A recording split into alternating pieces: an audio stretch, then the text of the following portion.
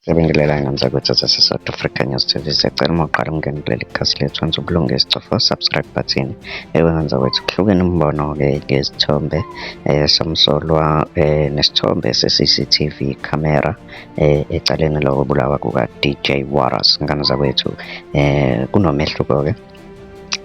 Abanye-ke bafanisa amakhala kulo we-CCTV camera nomsolwa lo waseMozambique ecaleni lika-DJ Warras okuthiwa ukuyena wabulala u-DJ Warras. Lona-ke waseMozambique yena kuvela izinsolo zokuthi wathola imali engango-7,000. Kodwa-ke ngamzakwethu uma ubuchwepheshe besimanje buveza isithombe CCTV camera sesi-clear kunokushayisana kwemibono ukuthi cha labantu-ke abafani ncamashi.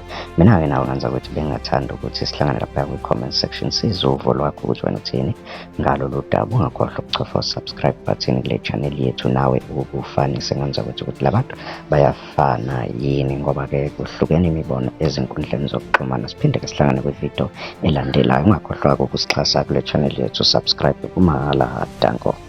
Subscribe to this channel